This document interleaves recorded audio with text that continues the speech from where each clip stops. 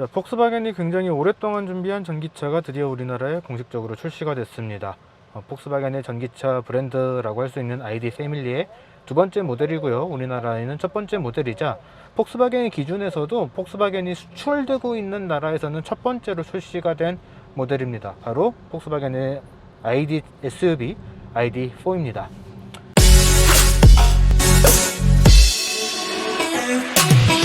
자, 여러분 안녕하세요. 컬머진 최정필 기자입니다. 방금 말씀드린 것처럼 오늘 저희가 나와 있는 곳은 폭스바겐의 첫 번째 순수 전기차 ID4의 시승 행사에 나와 있습니다. 정확하게 말하면 ID 패밀리에서는 두 번째 모델이고요. 우리나라에 들어온 게 첫 번째 모델이라고 이야기를 하면 되겠죠. 가장 먼저 출시가 된 거는 사실 ID3라는 모델이 있는데, 이 ID3 같은 경우에는 골프 전기차라고 생각을 하는 것이 훨씬 더 편할 것 같아요. 전기차 전용 플랫폼, MEB 플랫폼이 사용이 됐고, 어떤 배터리가 들어갔고 이런 이야기들을 굉장히 많이 하고는 있지만, 외관에서 봤을 때 겉에 디자인만큼은 그냥 골프의 디자인을 그대로 빼다 닮았다 라고 생각을 하는 것이 훨씬 더 쉽게 와 닿기 때문에 굉장히 여러가지 말로 포장을 하고는 있지만 골프 전기차라고 생각을 하시는 것이 훨씬 편할 것 같아요. 반면에 이 ID4 같은 경우에는 외관에서도 기존의 폭스바겐 브랜드에서 판매를 하고 있었던 차들하고는 굉장히 다른 그런 이미지들을 좀 확인을 할 수가 있습니다. 전체적인 크기는 T-Roc하고 티구안 사이 어딘가, 티구안에 조금 더 가까운 사이즈를 갖고 있다라고 생각이 되는데, 폭스바겐 로고가 장착이 되어 있고 좌우로 쭉 연결이 되는 듯한 그런 헤드램프, 테일램프 이런 디자인 레이아웃이 적용이 됐다라는 것을 제외를 한다면은 기존의 폭스바겐 모델들하고 크게 비슷하다라고 느낄 만한 포인트는 없을 것 같습니다.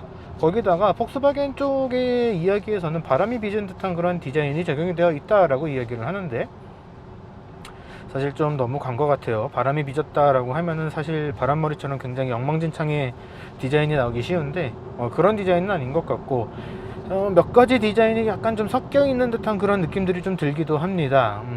이렇게 이야기하면 폭스바겐이 굉장히 싫어할 텐데, 중국 브랜드 중에서 이제 펜곤이라는 브랜드가 있죠. 펜곤의 iX3라는 모델이 있습니다.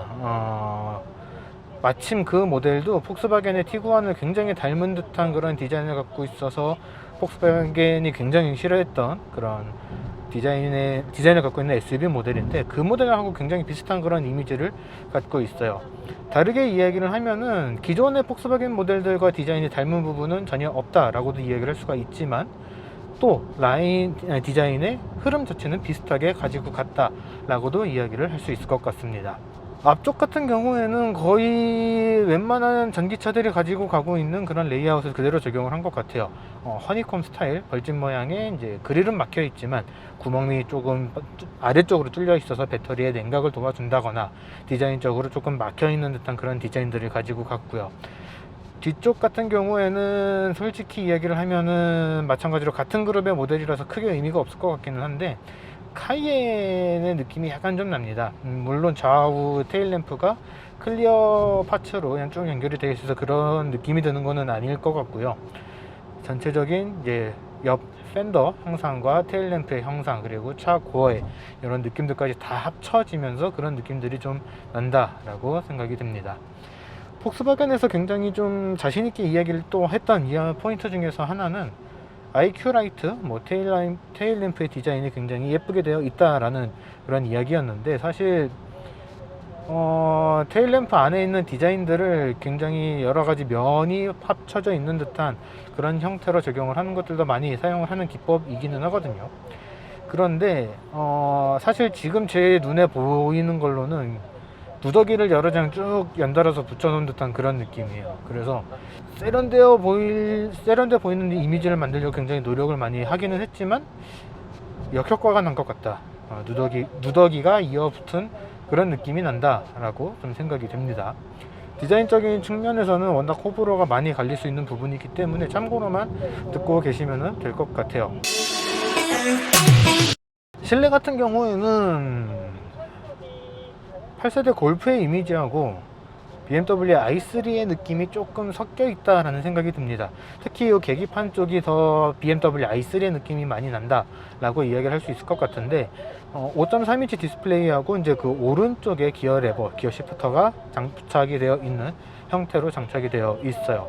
5.3인치 디스플레이에서 보여주는 정보들은 굉장히 컴팩트한데 진짜로 필요한 것들만 보여주고 있습니다. 근데 여기서 이제 경고등이 뜨게 되면 어느 쪽 화면을 없애고 경고등을 보여줄지 이것도 좀 궁금하기는 한데, 일단 당장에 차에 아무런 문제가 없다라고 가정을 했을 때는 주행에는 전혀 문제가 없는 굉장히 직관적인 레이아웃을 보여주고 있어요.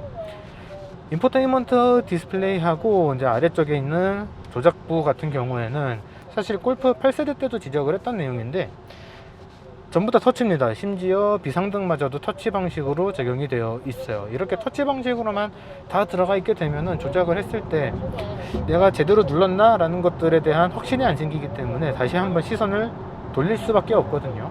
그런 측면에서 이 터치 방식만 고수를 한다라는 것들은 조금 위험한 선택지인데 그렇게 동일하게 적용을 하고 있다는 점이 좀 포인트입니다.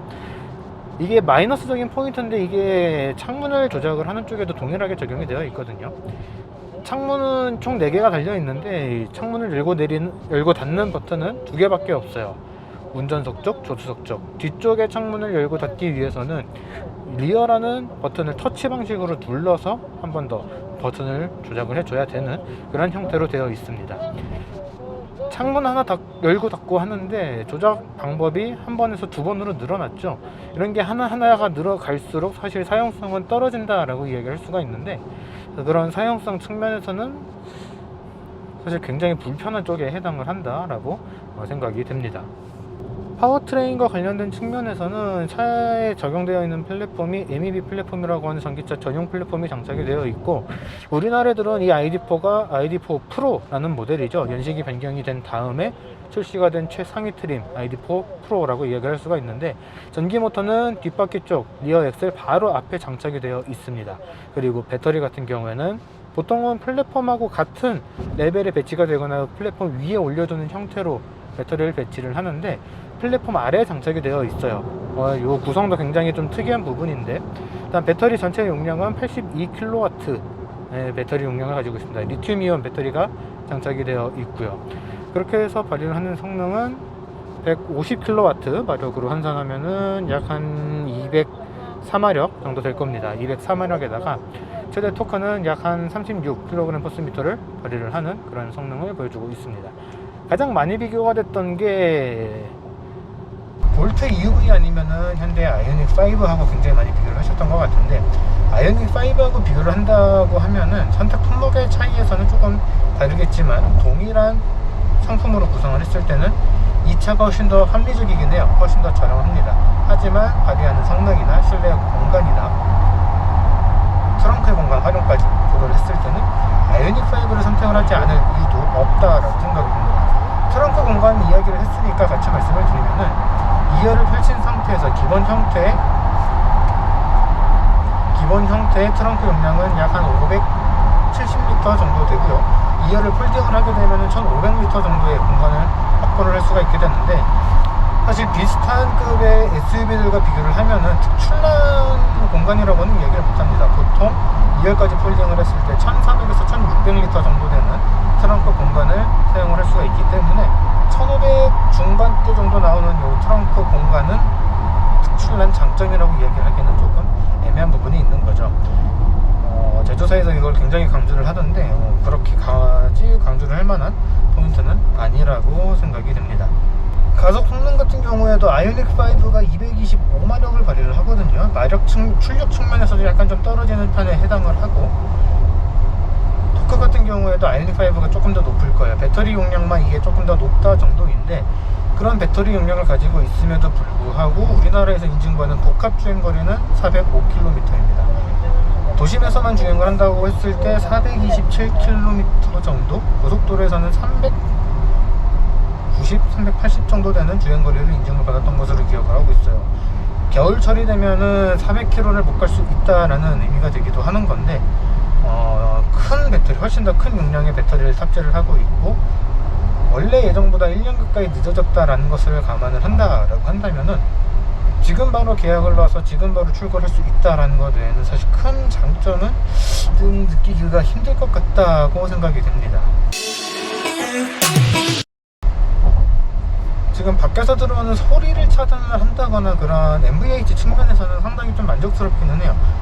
굉장히 좀 묵직하게 달려가는 그런 느낌들이 있고 또 하드하게 달려가는 그런 느낌들도 있습니다. 특히 스티어링 휠의 조향 감각이라든가 서스펜션, 바닥 쪽에서 올라오는 진동들을 걸러주는 느낌들, 그런 느낌들은 SUV보다는 약간 좀 스포티한 성향을 추구한 세단 쪽에 더 가까운 그런 주행 감각들을 보여주는데, 그거에 비해서 밖에서 들어오는 소음과 풍절음과 진동의 차량은 꽤 괜찮은 편에 해당을 합니다.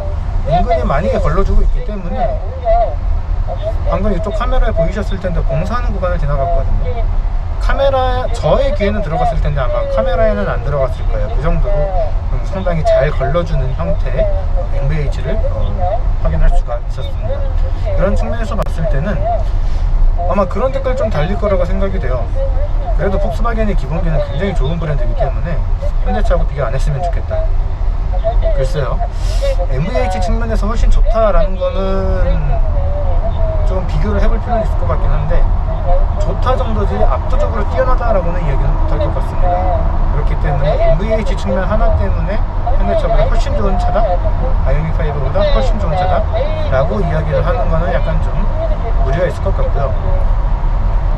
EV6나 제네시스의 GV60과 비교를 하게 된다면은 이 차를 선택을 하지는 않을 것 같아요.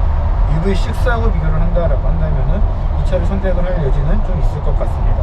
EV6 같은 경우에는 아이오닉 5하고 플랫폼을 같은 거를 사용을 했다라고는 하지만 공간에 포커스를 맞춘 차는 아니기 때문에 공간 활용의 측면에서 비슷하다라고 한다면은 이 ID4 선택을 할 만한 가치가 있을 것 같고요. 볼트 EUV하고 비교를 한다면은 볼트 EUV를 선택을 안 하겠죠. 이 차를 선택을 하는 게 맞을 것 같습니다. 국내 판매 가격이 5,490만원으로 책정이 되어 있어요. 보조금은 100%는 아니고 100%에 가까운 651만원이 책정이 됐습니다. 100%를 받게 되면은 700만원의 지원금을 받을 수가 있게 되는데 100%는 못 받게 됐죠. Q4 이트론이 50% 혹은 아예 못 받게 된 그런 케이스를 생각을 해본다면은 그런 측면에서도 Q4 이트론보다도 훨씬 나은 선택지가 될 수는 있을 것 같습니다. 근데 조금 편한 전기차를 찾으셨다라고 한다면은 좀 다시 고민을 해보실 필요는 있을 것 같아요. 혼자 주행을 하는 것이 많고 조금 하드한 주행 감각을 좋아한다라고 한다면은 이 차는 괜찮을 것 같은데, 기존의 내연기관과는 또 다른 느낌들이 굉장히 강하기 때문에 그런 것도 참고를 해서 최종 결정을 내리시는 것이 좋을 것 같습니다. 오래 기다린 만큼의 가치가 있는가라는 거에 대해서는 저는 잘 모르겠다고 정리를 할 수 있을 것 같네요. 이게 5,490에 보조금 받고 하면은 850만원이 꺼낸다고 치면은 4,600 정도가 되는 건데, 아이오닉 6 E-라이트나 EV6 라이트나 그거를 선택을 하는 게 비슷한 금액으로 더 높은 만족도를 느낄 수 있지 않을까 싶어지네요. 사실 론칭 때도 차를 못 받고 이번에 시승을 하면서 차를 처음 받기 때문에 굉장히 좀 짧게 말씀을 드렸는데, 기회가 된다면은 주행거리 실측까지 더해서 자세하게 살펴볼 수 있도록 하겠습니다. 자, 이번 영상은 여기까지고요. 저희는 또 다른 영상, 아이오닉 6 시승 영상으로 돌아올 수 있도록 하겠습니다.